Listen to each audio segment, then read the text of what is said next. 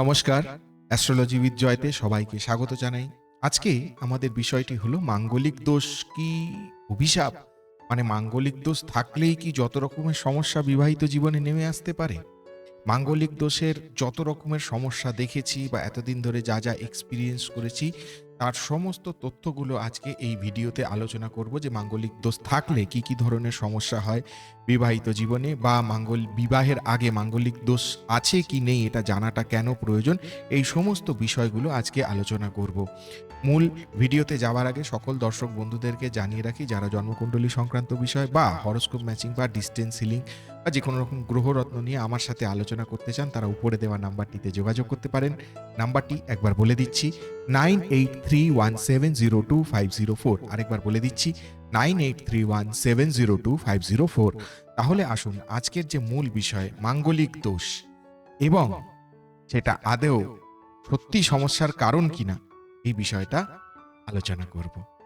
এই মাঙ্গলিক দোষের আলোচনা করতে গিয়ে শুরুতেই যেটা বলবো সেটা হলো মাঙ্গলিক দোষ কোন ক্ষেত্রে মাঙ্গলিক দোষ হয় বা অ্যাস্ট্রোলজিক্যাল ছকে কি থাকলে মাঙ্গলিক দোষ হয়, এর জন্য অলরেডি আমার ভিডিও এই চ্যানেলে দেওয়া আছে, আপনারা পারলে চাইলে দেখে নেবেন। এবং মাঙ্গলিক দোষ প্রতিকার করতে গেলে কি করতে হয় সেগুলোরও ভিডিও ইন ডিটেলসে কিন্তু আমার এই চ্যানেলে বলা আছে। ঠিক আছে, তো মাঙ্গলিক দোষ লগ্ন চতুর্থ সপ্তম অষ্টম দ্বাদশ এই সমস্ত জায়গায় মঙ্গল বসে থাকলে মাঙ্গলিক দোষ হয়, এগুলো অলমোস্ট আমরা এর আগেও দেখেছি। ঠিক আছে, বা যারা জানেন না, অ্যাস্ট্রোলজি প্র্যাকটিস করেন না যারা, তারা মাঙ্গলিক দোষ যদি কোনো অ্যাস্ট্রোলজার বলে তাহলে দেখলেন যে হ্যাঁ আপনাদের মাঙ্গলিক দোষ আছে এবং মাঙ্গলিক দোষের প্রতিকার করতে হবে। আমি ঠিক এই জায়গাটা থেকে শুরুটা করছি। ঠিক আছে, ধরুন বিবাহের পূর্বে দেখবেন আপনারা বিভিন্ন খবরের কাগজেও যখন কোনো পাত্র বা পাত্রীর অ্যাড হয়, যারা অ্যাস্ট্রোলজি বিশ্বাস করেন তারা কিন্তু পাত্রী বা পাত্র যেই হোক সে মাঙ্গলিক কি মাঙ্গলিক নয় সেটা কিন্তু উল্লেখ করে দেয় সেই অ্যাডে। আমি কোনো নিউজ পেপার বা সংবাদপত্রের নাম এখানে উল্লেখ করছি না, বা অন্য কোনো পেপার বা অন্য কোনো কিছুর নাম উল্লেখ করছি না, বাট এটা থাকে, মেনশন করা থাকে মাঙ্গলিক না অমাঙ্গলিক। ঠিক আছে, যদি সেই পরিবার অ্যাস্ট্রোলজিতে বিশ্বাস করে। ঠিক আছে, আরেকটা জিনিস কি, যখন কেউ প্রেম করে বিবাহ হচ্ছে, হ্যাঁ, প্রণয় ঘটিত সম্পর্কে যখন বিবাহর দিকে ম্যাচিওর করে যাচ্ছে, তখন কি হয়, মাঙ্গলিক আছে কি নেই এটা কিন্তু বিচার করার জায়গাটা সবসময় থাকে না। এবার দুজনেই যদি অ্যাস্ট্রোলজিতে বিশ্বাস করে, সেটা ছেলেটি হোক বা মেয়েটি হোক যে বিয়ে করতে চলেছে, তাহলে সেক্ষেত্রে ছক করালো, তার আগে দেখে নিল একে অপরে মাঙ্গলিক কিনা, সেটা আলাদা ব্যাপার। কিন্তু প্রণয় ঘটিত সম্পর্কের ক্ষেত্রে সব থেকে বেশি যেটা ঘটে সেটা হলো মাঙ্গলিক দোষ দুজনের আছে কি নেই সেটা কিন্তু জানা যায় না, এবং তারপর দেখা যায় যে বিবাহিত জীবনটা বেশ কিছু বছর পর থেকেই মানে দুর্বিষহ উঠেছে, এবং তখন দুজনেরই মতামত এরকম হয়েছে। আমি নারী পুরুষ নির্বিশেষে বলছি, আমি ইন্ডিভিজুয়ালি কাউকেই দোষ দিচ্ছি না, নারী পুরুষ নির্বিশেষে বলছি, ওর সাথে তো আমার মতামতই মেলে না, আমি আগে জানলে তো বিয়েই করতাম না, হ্যান ত্যান অনেক ধরনের দেখবেন ক্লজগুলো মাথার মধ্যে চলে আসে। অনেক ধরনের কারণ কিন্তু তখন মাথার মধ্যে চলে আসে, তখন দেখবেন বন্ডিং এর অভাব কিন্তু, অথচ প্রেম করে বিয়ে। তো এই যে ব্যাপারগুলো, সবসময় কি এই মাঙ্গলিকটাকেই কি আমরা দোষ দিতে পারি? আজকে আমার যে কথাটা, মাঙ্গলিক দোষ কি মানে অভিশাপ, মানে মাঙ্গলিক দোষেই কি যত নষ্টের গোড়া, মানে মাঙ্গলিক দোষ থাকলেই সব গন্ডগোল আর মাঙ্গলিক দোষ না থাকলেই নয়, তাই কি হয়? আমার ব্যক্তিগত মতামত, আমি কোনো ন্যারেটিভ সেট করছি না বা কোনো স্টেটমেন্ট দিচ্ছি না, আমার জাস্ট মতামত এইটুকু আমি বলছি, শুধু যে মাঙ্গলিক দোষ থাকলেই এই সমস্যাগুলো হয় কিন্তু নয়। আজকে এই কারণগুলো বলবো। প্রথমে বলে নি, মাঙ্গলিক দোষটা বিবাহের পূর্বে জানাটা কেন জরুরি। হুম কারণ আমি অধিকাংশ ক্ষেত্রেই দেখছি, ধরুন বিবাহের পূর্বে জানতো না মাঙ্গলিক না অমাঙ্গলিক, তারপর দেখা যাচ্ছে একজন মাঙ্গলিক আর একজন মাঙ্গলিক নয়। সেক্ষেত্রে কি হচ্ছে, মোটামুটি বিবাহের 6-7 বছর 8 বছর পর থেকে, কারুর ক্ষেত্রে একটু আগে কারুর ক্ষেত্রে একটু পরে, একটা মানে মানসিক দূরত্ব তৈরি হয়ে যাচ্ছে। অভিজ্ঞতা থেকে বলছি, যত ছক দেখছি, এত বছর ধরে যত ছক দেখছি, কুণ্ডলী করছি, তার নিরিখে যে অভিজ্ঞতা, তার অভিজ্ঞতার নিরিখে বলছি আমি এটা। ঠিক আছে, কোনো বইয়ের নিরিখে নয়। তাহলে বিবাহের পূর্বে মাঙ্গলিক দোষ আছে কিনা এটা জেনে নিলে আমরা কি কি সুবিধা পাবো। প্রথম কথা হচ্ছে, আপনারা যদি জেনে নেন যে বিবাহের পূর্বে মাঙ্গলিক দোষ আছে কিনা, মানে দুজনের আছে কিনা, বা যার মাঙ্গলিক আছে হয়তো অন্যজনের সাথে বিয়ে হচ্ছে, সে মাঙ্গলিক নয়, সেক্ষেত্রে আরেকজনকে মাঙ্গলিক দোষ কাটিয়ে বিবাহ করতে হবে, তখন সেক্ষেত্রে কিন্তু আপনাদের অনেকটা সুবিধা হয়ে যায়, ব্যাপারটা অনেক লাভজনক হয়ে যায়, তাই না? কারণ প্রবলেমটা কোথায় আসে বলি। প্রথম কথা হচ্ছে মাঙ্গলিকের সাথে যদি মাঙ্গলিকের বিয়ে হয়, আমিও এরকম বহু হরোস্কোপ ম্যাচিং করেছি যেখানে মাঙ্গলিকের সাথে মাঙ্গলিকের বিয়ে হচ্ছে, সেটা উচ্চ মাঙ্গলিক হতে পারে বা নিম্ন মাঙ্গলিক হতে পারে, ঠিক আছে। মাঙ্গলিকের সাথে মাঙ্গলিকের বিবাহ হচ্ছে এবং তারা কিন্তু যথেষ্টই ভালো আছে, তাদের কিন্তু সাংসারিক জীবনে দেখুন স্বামী স্ত্রীর মধ্যে টুকটাক অশান্তি সেটা তো সব সংসারেই হয়, সেটা কোনো ফ্যাক্টর না, কিন্তু এমন কোনো অশান্তি হচ্ছে না যেখানে একেবারে দুজনের ছাড়াছাড়ি হয়ে যাচ্ছে বা কোনো কিছু, বা মেন্টাল বন্ডিং এত দূরত্ব তৈরি হয়ে যাচ্ছে এরকম হচ্ছে, তা কিন্তু হচ্ছে না, ঠিক আছে। মাঙ্গলিকের সাথে যদি মাঙ্গলিকের বিবাহ হয় এবং অমাঙ্গলিকের সাথে যদি অমাঙ্গলিকের বিবাহ, মানে যারা দুজনের কেউই পুরুষ বা নারী কেউই মাঙ্গলিক নয়, তাদের মধ্যে বিবাহ হলেও কিন্তু সেক্ষেত্রে রেজাল্টটা অনেক বেটার দিকে যাচ্ছে বা অনেক ভালো যাচ্ছে। কিন্তু যখনই একজন মাঙ্গলিক আর একজন মাঙ্গলিক নয় এটা হচ্ছে, তখনই বাজছে যত গন্ডগোল, ঠিক আছে। ধরুন একজন মাঙ্গলিক আর আরেকজন মাঙ্গলিক নয়, ঠিক আছে। ধরুন পুরুষ মাঙ্গলিক বা নারী মাঙ্গলিক নয়, সেক্ষেত্রে নিয়ম হচ্ছে পুরুষকে মাঙ্গলিক দোষ কাটিয়ে বিবাহতে আসতে হবে।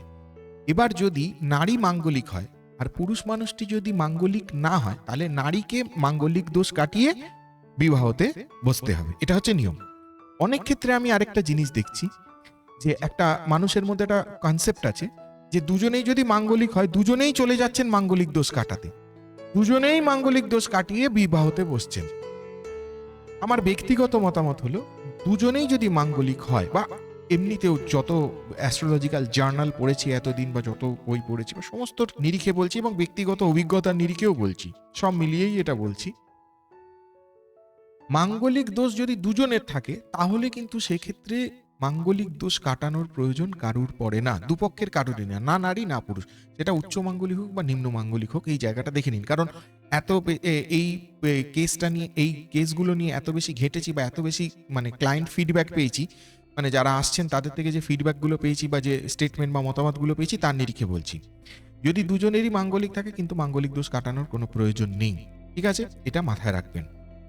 যদি দুজনের মধ্যে কোনো একজন মাঙ্গলিক থাকে এবং সেক্ষেত্রে বিয়েতে যাচ্ছেন, বিয়ের পরের কথা বলিনি কিন্তু, মানে বিয়ে করতে যাচ্ছেন তার আগের কথা বলেছি, তখন সেই এক ব্যক্তি, সেটা নারী হতে পারে বা পুরুষ হতে পারে, যিনি মাঙ্গলিক তার মাঙ্গলিক দোষটা কাটিয়ে বিবাহ হতে যাওয়াই ভালো, ঠিক আছে।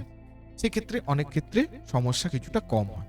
এবার দেখুন অনেক ক্ষেত্রে আমাদের মাথায় এটা একটা পয়েন্ট গেল, এবার অনেক ক্ষেত্রে আমাদের মাথায় কতগুলো জিনিস ঘোরে যে মাঙ্গলিকের সাথে অমাঙ্গলিকের বিয়ে হলে তাহলে যিনি মাঙ্গলিক নন তিনি হয়তো আগেই মানে উপরে চলে যাবেন বা পৃথিবী থেকে চলে যাবেন, এরকম একটা ব্যাপার, ঠিক আছে, দেহ রাখবেন এরকম একটা ব্যাপার, ঠিক আছে, এরকম মানে আমাদের একটা মানসিকতায় হয়ে গেছে, তাই তো। আমি কিন্তু বাস্তবে এই জিনিসটা খুব কম দেখেছি। যেটা চোখে দেখেছি সেটা হলো মাঙ্গলিকের সাথে অমাঙ্গলিকের বিয়ে হলে একটা মেন্টাল বন্ডিং এর অভাব কিন্তু বিবাহের 5-6 বছর বা 8-9 বছর 10 বছর পরে কিন্তু হয়। দুজনের মধ্যে মেন্টাল বন্ডিং এর অভাব হয়। তারপর শুধু তাই নয়, এরকমও দেখেছি কেস যেরকম হচ্ছে, ধরুন মানে মাঙ্গলিকের সাথে অমাঙ্গলিকের বিয়ে হয়েছে, তো এবার প্রথম বিবাহের 10-12 বছর 15 বছর খুব ভালো কেটেছে, তারপর থেকে যিনি মাঙ্গলিক নন, ভালো করে বুঝবেন, যিনি মাঙ্গলিক নন তিনি অধিকাংশ সময় অসুস্থ থাকেন, যিনি মাঙ্গলিক নন তিনি অধিকাংশ সময় অসুস্থ থাকেন এবং মেডিকেল গ্রাউন্ডে প্রচুর তাদের খরচ হচ্ছে, ঠিক আছে। এই ধরনের ঘটনা দেখেছি, বা একটা মেন্টাল দূরত্ব তৈরি হতে দেখেছি। সেটা কিন্তু ইমিডিয়েট নয়, মানে বিবাহের ইমিডিয়েট পরেই নয়। আবার এটাও দেখেছি যে মাঙ্গলিকের সাথে মাঙ্গলিকের বিয়ে হচ্ছে, সেক্ষেত্রেও ডিভোর্স হয়। ডিভোর্স মানে দুজন ছাড়াছাড়ি হয়ে গেল, আলাদা হয়ে গেল, মেন্টাল বন্ডিং ম্যাচ করলো না, ডিভোর্স হয়ে গেল। বা অমাঙ্গলিকের সাথে অমাঙ্গলিকের বিয়ে হয়েছে, মানে মাঙ্গলিকের সাথে মাঙ্গলিকের বিয়ে হয়নি, সেক্ষেত্রেও কিন্তু ডিভোর্স হয়ে গেল। তাহলে অমাঙ্গলিকের সাথে যদি অমাঙ্গলিকের বিয়ে, তাহলে তো নিয়ম ঠিক আছে, তাহলে সেক্ষেত্রে ডিভোর্সটা হলো কেন? না সেক্ষেত্রে বলতে পারেন আমি একজন অ্যাস্ট্রোলজার হয়ে কি আমি অ্যাস্ট্রোলজিকেই তাহলে চ্যালেঞ্জ করছি? তা নয়, তা নয়। সেক্ষেত্রে আরো কিছু ফ্যাক্টর থাকে। বোঝাতে এটাই চাইছি যে স্বামী স্ত্রীর সম্পর্কের মধ্যে শুধু মাঙ্গলিক অমাঙ্গলিকই কিন্তু ফ্যাক্টর নয়, এটা আমার মতামত এবং তার প্রমাণগুলোই আমি দিচ্ছি, এটা আমার মতামত। যে অনেকেই মনে করেন মাঙ্গলিক অমাঙ্গলিক হলেই একটা এরকম দোষ দিয়ে দেওয়া, এই মাঙ্গলিক অমাঙ্গলিক তাই হয়তো এই ঘটনা ঘটলো, সম্পর্কের অবনতি ঘটলো, তা কিন্তু নয়। বক্তব্যের বিষয়টা হলো যে মাঙ্গলিক তাহলে যে অমাঙ্গলিকের সাথে অমাঙ্গলিকের বিয়ে হচ্ছে, তাহলে তার কেন ডিভোর্স হচ্ছে? বা তার হট করে স্বামী অসুস্থ হয়ে মারা গেল, অথচ দুজনের কেউ মাঙ্গলিক না, তাহলে এই ঘটনাটা কেন ঘটলো? তাহলে আমরা শুধুই যে মাঙ্গলিককেই কিন্তু আমরা দোষ দিতে পারি না, মানে মাঙ্গলিকই যে অভিশাপ তা কিন্তু নয়। ঠিক আছে, এইটা এইটা এইটা আমার মতামত, এটা আমার ব্যক্তিগত মতামত, এবং এতদিন ধরে যা দেখছি তার নিরিখে কিন্তু আমি এই কথাটা বলছি। তারপর ধরুন, যখন জোটক বিচার হয়, আমাদের যখন জোটক বিচার হয়, তখন ওই জোটক বিচারের সময় গণটা একটা বিশাল বড় ফ্যাক্টর। ধরুন দুজনেই মাঙ্গলিক, ঠিক আছে, এবার দেখা গেল নারী হচ্ছে রাক্ষসগণ এবং পুরুষ হচ্ছে নরগণ। ভালো করে বুঝবেন, দুজনেই মাঙ্গলিক, তাহলে আমরা বলতে পারি যে হ্যাঁ, এবং পয়েন্ট, স্কোর পয়েন্ট যেটা আমরা বলে থাকি 36-এর মধ্যে, জোটক বিচারে 36-এর মধ্যে যদি 18-এর উপরে থাকে তাহলে বিয়ে হতে পারে, তাই তো?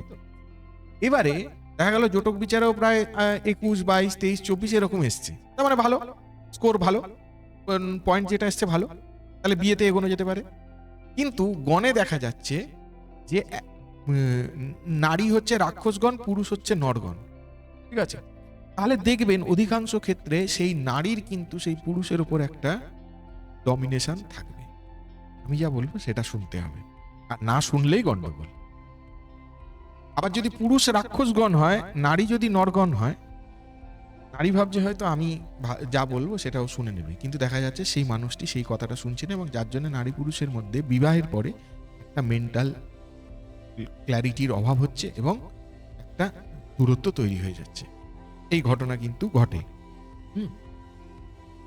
তো সেক্ষেত্রে কি শুধুই মাঙ্গলিকটা ফ্যাক্টর হলো? তা কিন্তু নয়।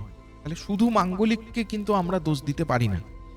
আমি বারবার করে বলছি, কারণ এইটা নিয়ে প্রচুর, মানে আমি এরকম কল পেয়েছি বা কেস দেখেছি, মানে বিশেষ করে মহিলাদের বাড়ির যারা অ্যাস্ট্রোলজিতে বিশ্বাস করে, মানে মেয়েদের বাড়ির কন্যাপক্ষ যারা, তারা অ্যাস্ট্রোলজিতে বিশ্বাস করে, তাদের ক্ষেত্রে অনেক আমি দেখেছি এই কেসগুলো।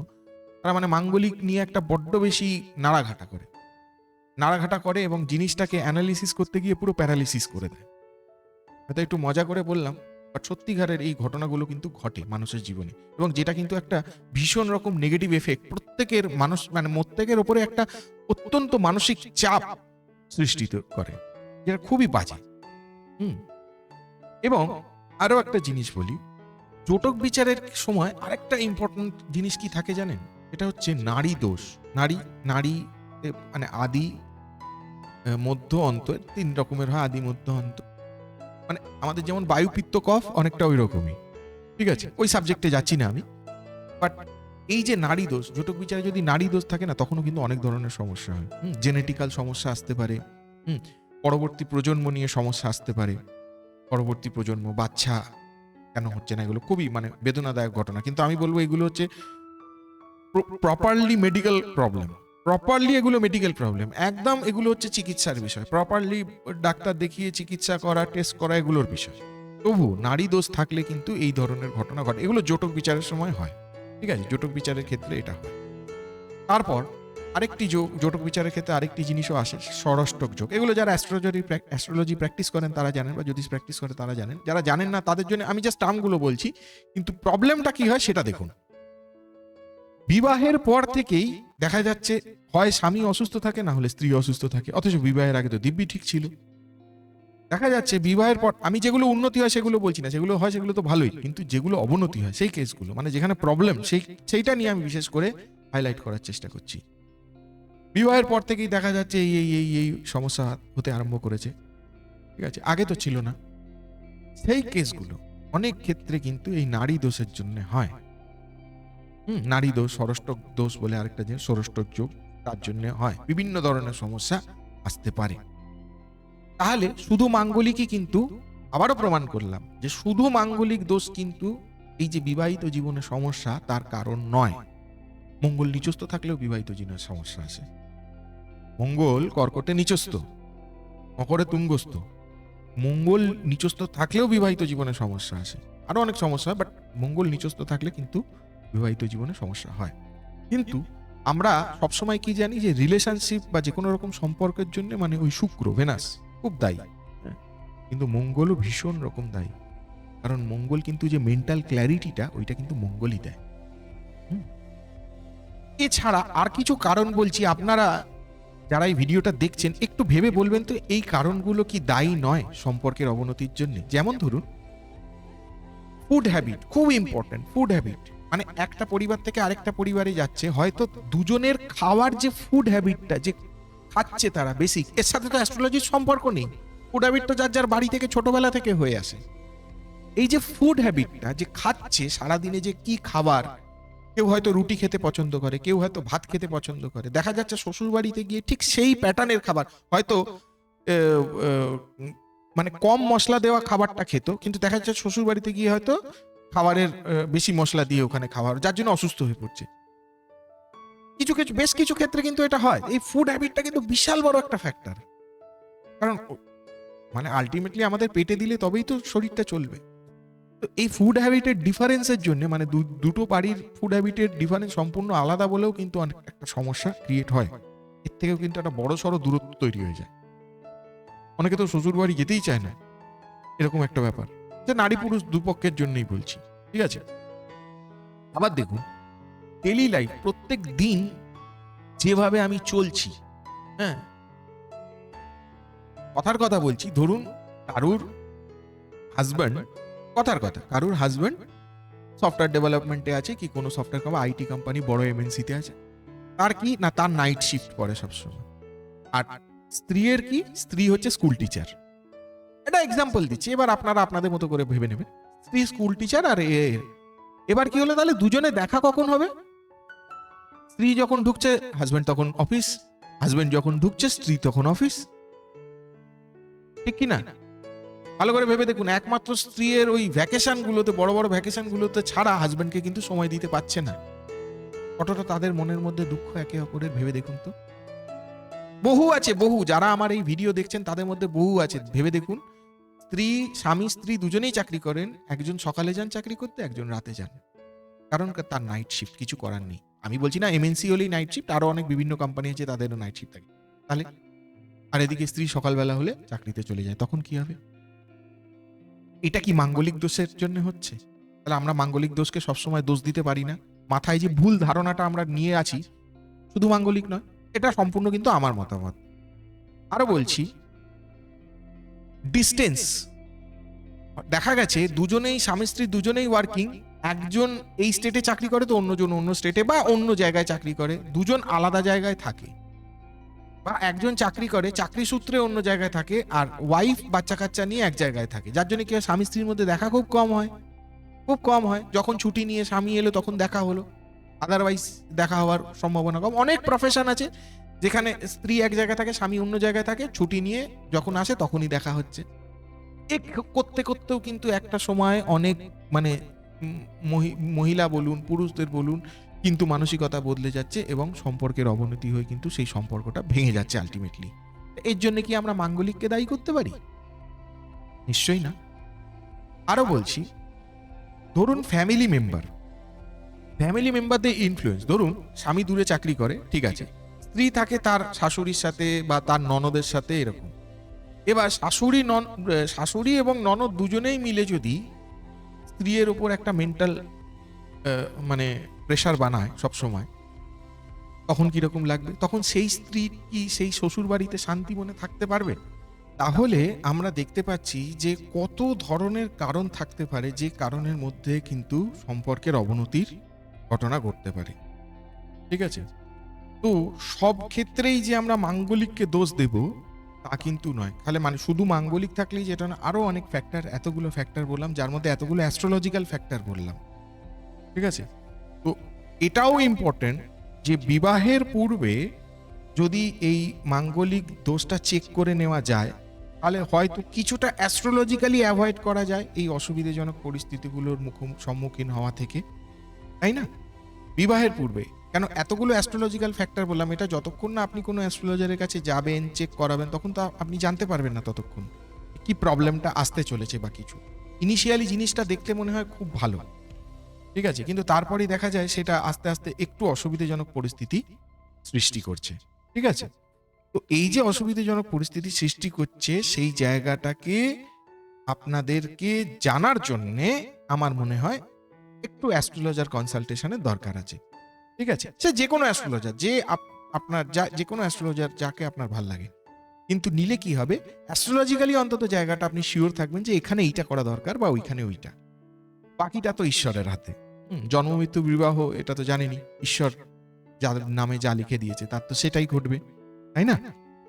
তো আজকে আমি এই মাঙ্গলিক দোষ নিয়ে বেশ কিছু ডাউট যেগুলো প্রত্যেকের মনে থাকে, যে মাঙ্গলিক দোষ হলেই বোধহয় এটা হচ্ছে, বা মাঙ্গলিক দোষই হচ্ছে সব যত নষ্টের গোড়া বা সব সমস্যার কারণ, তা কিন্তু নয়। ঠিক আছে, সব ক্ষেত্রে তা কিন্তু নয়, এটা সম্পূর্ণ আমার ব্যক্তিগত মতামত।